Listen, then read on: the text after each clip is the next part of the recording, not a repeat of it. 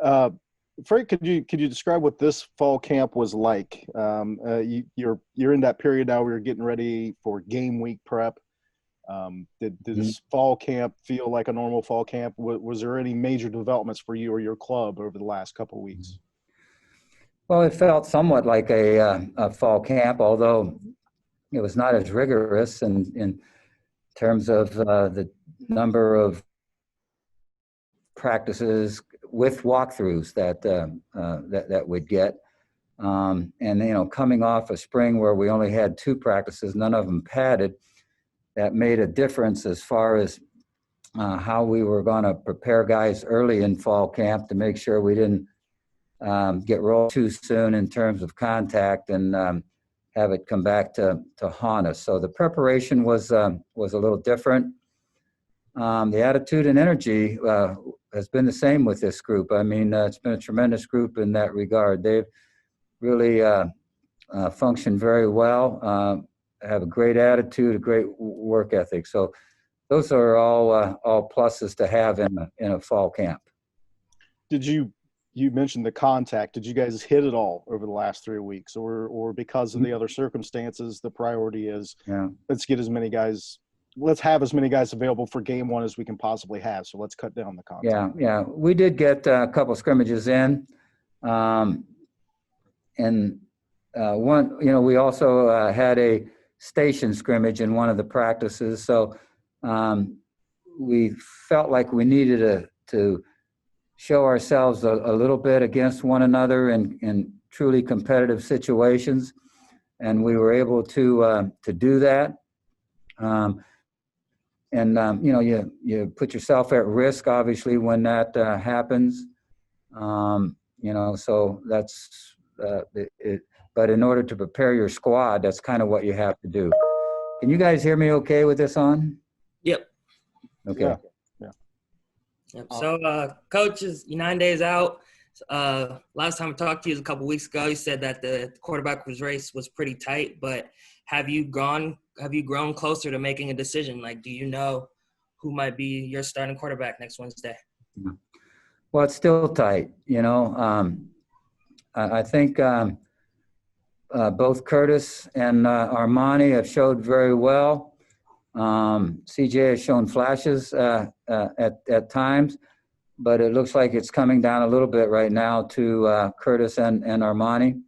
Both of them have really strong pluses on their side, and so both can be used not only throughout the course of the season, but really throughout the course of games if you so structure your offense that way and want to use those guys that way. So right now, we're still a week and a half out. We won't have any more scrimmages, but our practices are pretty competitive and meaningful. And so the depth chart is coming together very well. But in terms of who will start, we're going to hold off on that until we get a little bit closer to the game. Coach, at linebacker, you do have Jared Dorsa, but besides that, the group is a little bit younger. How would you say they've been progressing through camp so far? Yeah, I like the young linebacker group, and they in some ways are young, but they seem to play at a level that wouldn't indicate that. They're smart guys. They pick up things very quickly. I think Nate is doing a great job of coaching them. They run very well. They're aggressive. So it could be that turns out to be a strong part of what we're all about defensively. We'll have to get a few games under our belt before we can either beat our chest or hang our head. But I like the way they've looked so far. You had your issues on the offensive line coming into this season were specifically the tackle positions. You didn't have guys with a lot of game reps, either at left tackle or right tackle. Have you maybe not solved that issue, but who are the guys that you're counting on to firm up the ends of the line of scrimmage in that department? Well, that is, I won't say a major concern, but it is a little bit of a concern in that we did move Nick Sink to left tackle, and that helped solve a little bit of the issue there. But the guys that are playing behind him, and there's numerous guys that we're preparing, they need to come, and there's no question about it. We're going to be young in the offensive line. Not sure that it'll be a situation where we'll be as good as we're going to be in the middle of the season, because I'm sure these guys will keep coming. They made tremendous strides here in the last couple of weeks, and I think Coach Rudolph is doing a great job with those guys. And they're bright, and so they pick up things quickly. They are competitive. Coach won't let them get away with not being competitive, and so we see progress being made there. But in order just to tell you, these are 5 guys or 6 or 7 guys. We've got a number of young guys that are vying for backup spots that we hope will continue to come as they have in the last few weeks. If they do, we'll have some depth there. Coach, you mentioned strides. What unit have you seen the most growth in since fall camp started? Well, I like the way our corners at times have showed. They got baptized, some of those guys, last year a little bit. It's still a position where it's difficult to play. You're out there by yourself on an island, as well documented by every school, and you need to be ready to line up and play man-to-man at times, zone coverage at times, and be ready to go against the opponents, really top athletes on opponents' teams a lot of times. You see that in high school ball, you see it in college ball, you see it in pro ball, where some of the very top athletes on a team are wide receivers. So those guys are faced with some definite challenges. But I like the way they're competing. I like the speed. Most of those guys have really good length. And so I think we've grown in that spot in terms of how they're playing. Yeah, like you mentioned, you got some really talented receivers on your offense. How has it been for the corners competing with them in practice, and who have you seen sort of step up to that challenge of having to guard Cam and Shane and Tyler in practice? Well, the Motley twins have played well. Jamal Hudson is a guy that has experience from last year and is playing well.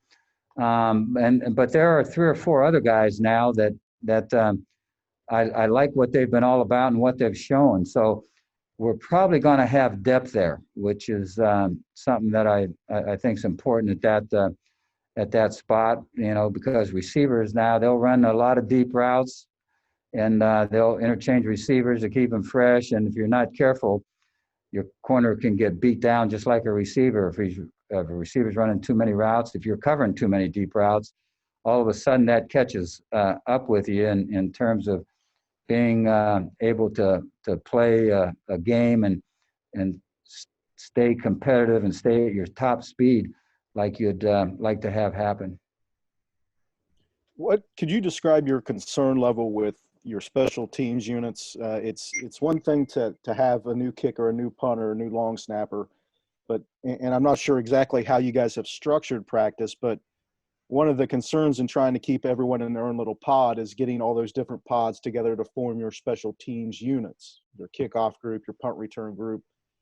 Could you describe that process? Has it been difficult, given that you're trying to keep guys separated because of the protocols? And is there a concern level about seeing those units together on the field for the first time?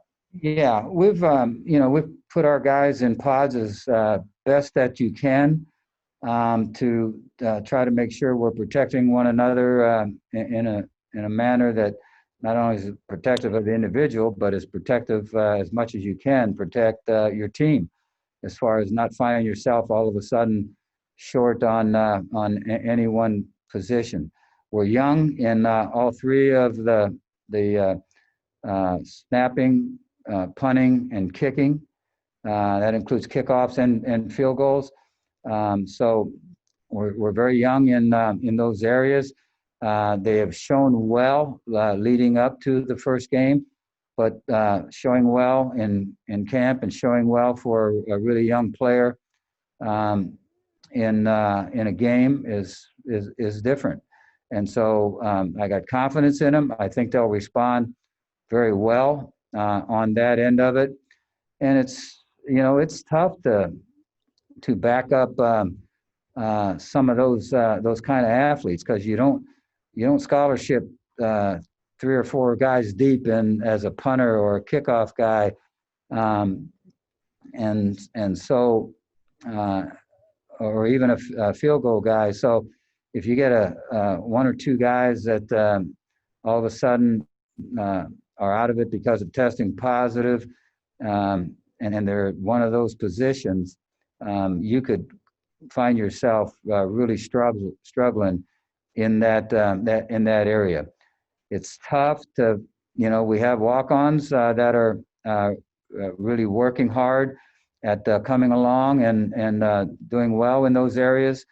And if they progress well, we hope we'll have some depth, but it's I think something that all teams will face.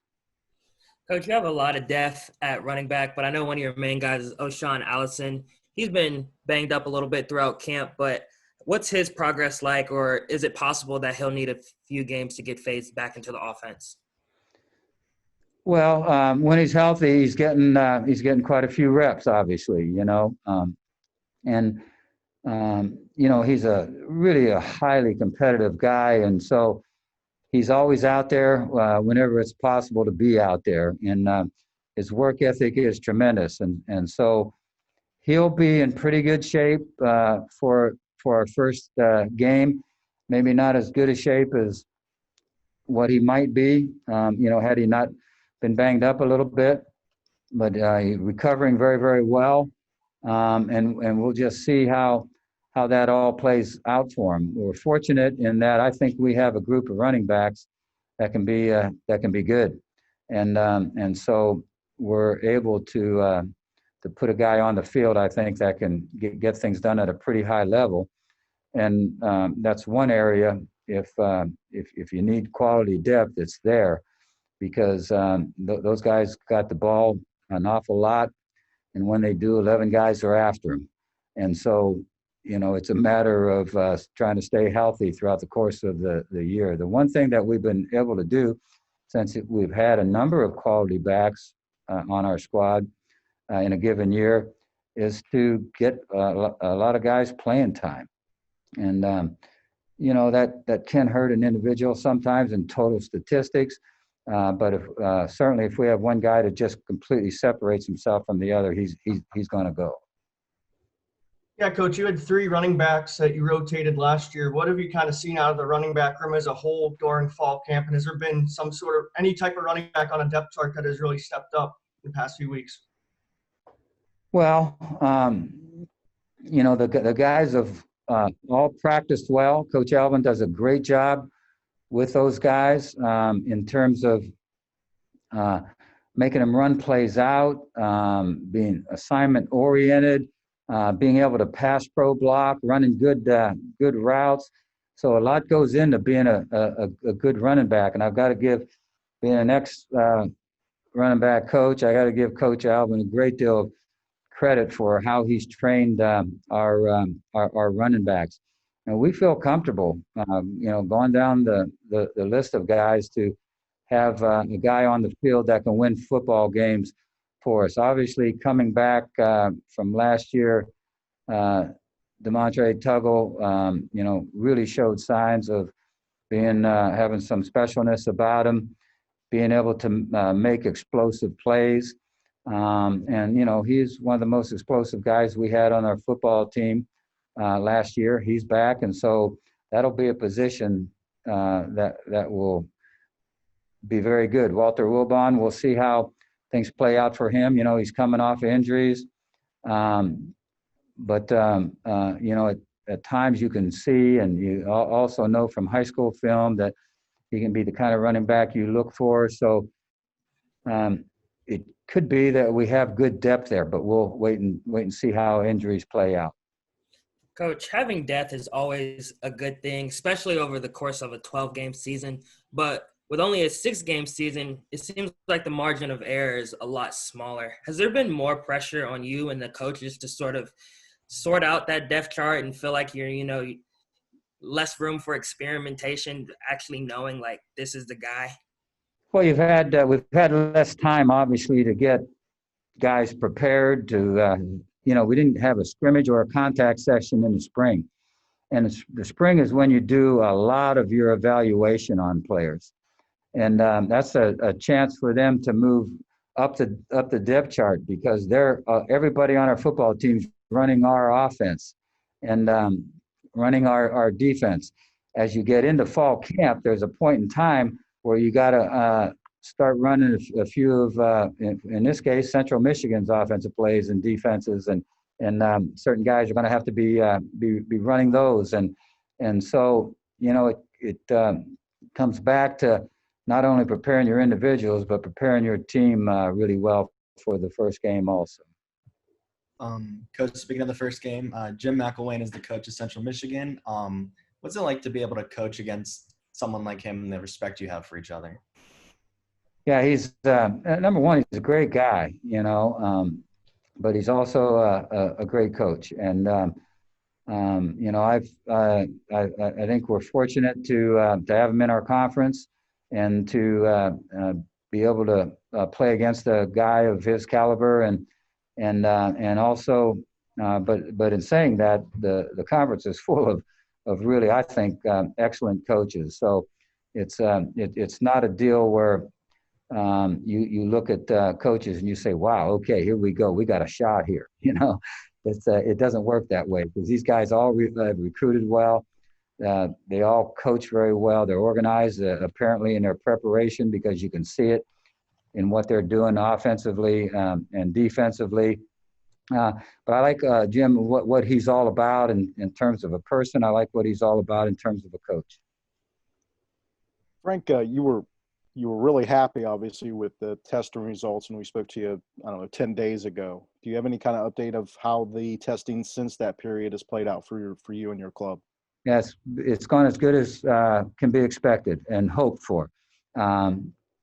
You know, we just got tested again today. Not a player had tested positive, and that's been pretty routine for us. And I'm going to knock on wood, since wood is right here, about that, because, you know, with COVID, it can happen at any time to any program, any team, any individual. And so I think we're fortunate, but I think we're also doing a ton of the right things. And I compliment our players for how they've handled it up to this point, in terms of staying in their bubbles as much as possible, and washing their hands, social distancing, and you know, riding in cars with their mask on when they have another player in the car. Just doing all the little things that if you're not careful, you'll get caught. And these guys so far have stepped up and rose up to the occasion. And but it's, you know, it's so crazy that anything could happen at any time in terms of something starting to spread on a football team. And I like where we're at right now. Have you or your staff got contingency plans in place? Like, this is what we do if we get one test. This is what we do if half a position group is hit by this. What kinds of scenarios have you guys tried to plan for or come up with? As far as our players are concerned? Right. Yeah. Well, the plan has been to develop as much depth at every position as we possibly can, and do that at an accelerated rate. And so if you look at our practice, we're always having some team stations where our young guys with no experience, are getting teamwork. And they're powerful snaps. Not only are the coaches coaching those guys, but the players, experienced players at those positions are coaching those guys. And we've always done drill work where all of our backup players or young players all go through all the drill work with us. And so you get enough of that in, and I think you're doing all you can to prepare for what might lie ahead if some people get taken out of a game. But it's tricky. There's no question about it. There's no one foolproof answer for it. But if you can add up some things that make sense, then you're going to give yourself your best chance of being able to move forward with games. But it only takes a moment to get out of whack, and when that happens, it can be tough. Frank, have you guys, the expectation for your program at Ohio is we're competing for a MAC championship each and every year. I imagine that's still a goal, but are there other things that are going to factor into this being a successful season because of circumstances? Yeah, we're all about trying to reach our potential, and as individual players, as coaches, as a football unit, and playing up to the level that we know we can play. There are some things that just uncontrollable out there that can happen to you, that can take you out of a win, that takes you out of a chance for being in the conference championship game, or if you're in the conference championship game, or something that slides by that takes you out of something that not slides by, but something that develops that takes you out of a win in that game, and so it all comes back to just feeling pretty good about yourself and what you're all about every time you step on the football field. And we're all about trying to maximize our abilities in the classroom, on the football field, and to continue with character development with our guys. That's what our program's built around. And if we can do those things, then I feel pretty good about our football team. I feel pretty good about what our coaches have accomplished and what I have accomplished. It's never been, to me, about totally wins and losses. You gotta win some games now, but it's never been totally wins and losses for me.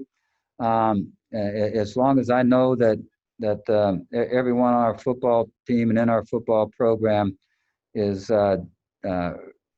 rising up to the capacity of what they're capable of doing, and then continue to have a great work ethic, and then play your butt off, and then just see where things fall.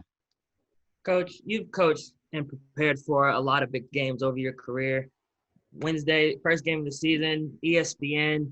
What's sort of the atmosphere of practice that you want to see out of your team up to this week? Do you want that excitement, or do you want that calm, focus, still ready to learn sort of atmosphere? Well, I always like excitement on the football field, and excitement and fun. Those are things that I think you got to build in to what you're all about as a program for your players, because things can get tough, and they can get long, and the season can get hard, and anything can take you out. Injuries, bad penalties that are so costly that you lose a few ball games. A missed field goal here or there can cost you a game, and so it's I think it all comes down to how your team prepares, and if they're doing the best that they possibly can, and if they're living up to their expectations.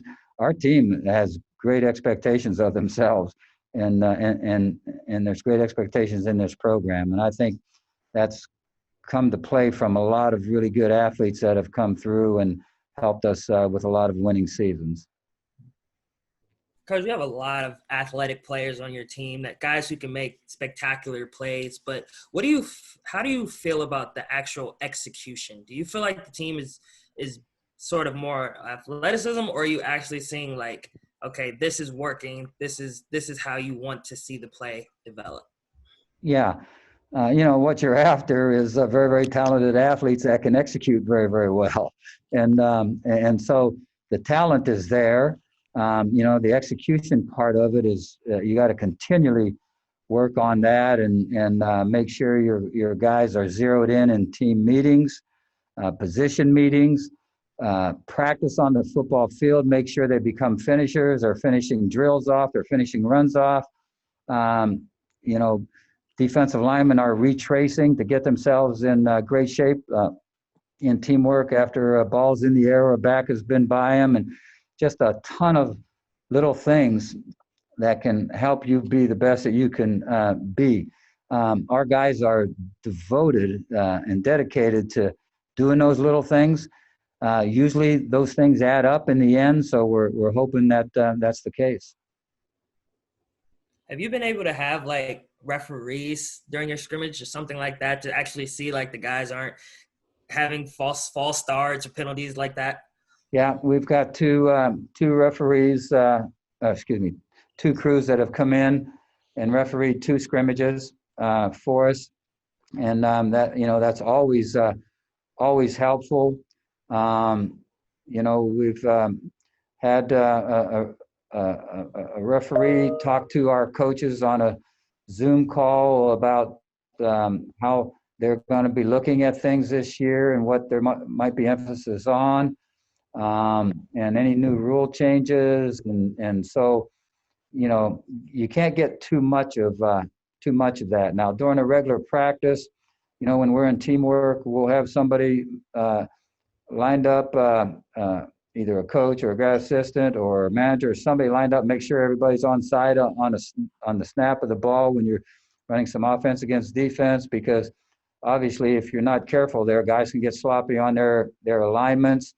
When someone jumps, we try to mark it off, even though it's pretty meaningless in terms of what you're accomplishing. In as far as the next play, you're still going to run the same play no matter what the down and distance is to get all your plays run. And so, a lot of that is worked on in our practices, and officials have always played a role in helping us get ready. You talked about the 2 scrimmages you had. Was there anybody that stood out and you think could definitely make a huge impact this year? All right, you're asking a guy that's been in the business a long time. Those 2 scrimmages have been a while back. But Armani is throwing the ball pretty well, but his running ability is excellent. He's taken off on long runs in both scrimmages so far. Curtis has really been very, very good at the throwing game. He's a tremendous thrower. So those guys automatically stand out for you. Cam Newton has stood up. Tyler Walton as a receiver has stood out. I think our linebackers, across the board have really done a great job. But, Jared Dorsa has great experience, team captain. Every time he steps on the field, he kind of shows what he's all about. You look at the running backs. Demontre Tuggle has had an excellent fall camp. The other guys have played really well also. So when you start naming names, there's always a few that you leave out. But I feel good about the quality of player that we have in the program and how they performed leading up to this first game. Coach, you mentioned Armani's running capability. With having that youth at the tackles, is that going to be something that you sort of prioritize, being able to have a quarterback with that mobile ability? Well, that's a good point and a good question, because, obviously protection for your quarterback in the passing game is critical. And so we've got a lot of things to help. We've got a very good quick game where that ball can get off. I don't care what kind of routes what kind of defenses they're bringing at us and how much blitzing they're doing. We have quick routes. We also are able to control that a little bit with audible into some running plays that will take advantage of of blitzes. So, there's a lot that goes on that you can help yourself as a quarterback and help your lineman out in terms of both the running and the passing game.